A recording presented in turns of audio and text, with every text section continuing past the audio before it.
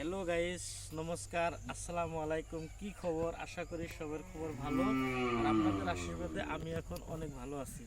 আর আমি এখন আছি একটা রাস্তার মাঝখানে। আর ওই রাস্তার মাঝখানে থেকে খুবই একটু ভালো লাগলো। আর এই ভালো লাগার পরিবেশেই আমি বললাম যে আমার যেগুলা দর্শক আছে সেই দর্শকরা কিছু বস্তু হয়তো দেখানোর জন্য আজকের ভিডিওটা আপনাদের মাঝখানে আনলাম। তো এখন আমি দেখামু, দেখেন সুন্দর একটা পাথার ক্যামেরাম্যানে দেখাইবো। আর এত সুন্দর ধান ক্ষেত হয়েছে। আর এই ধান ক্ষেত যদি আপনারা লক্ষ্য করেন, ক্যামেরাম্যানে দেখাইবো, দেখেন ছোট ছোট এত সুন্দর সুন্দর ধান। এটা ধরেন শালি ধান মানুষের যে মতো বুনিয়াদ দিছিল সেই মতোই ধরেন সে অনেক কিছুই হয়েছে। আর মোটামুটি পার বিঘায় 25 থেকে 30 মণ ধান কিন্তু মানুষে কিন্তু কাটবার পারবো।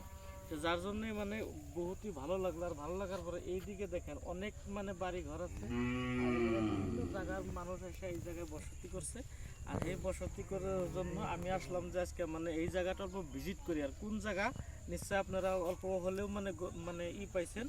এটা হলো গড়াইমারির থেকে অল্প দিকে আসার পরে যেটা পাথার। আর এই পাথারে আছি।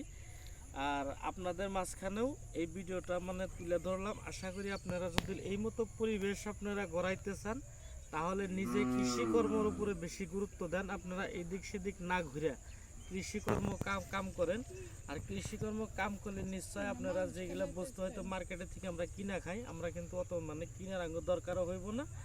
আর বিশেষ করে যদি আমরা কৃষিকর্মের লগে জড়িত থাকি তাহলে কিন্তু চাকরির পাশাপাশি আমরা কিন্তু ঘুরে সরকারকে আমরা ডিস্টার্ব করার প্রয়োজন নাই। তার কারণ I M a farmer, we are a farmer.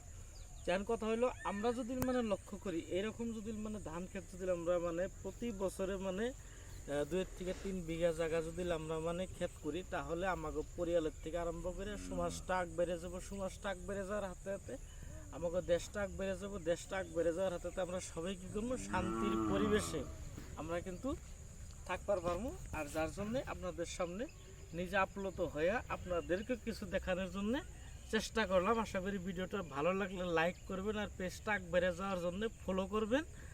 আর যত পারেন শেয়ার করবেন। ধন্যবাদ।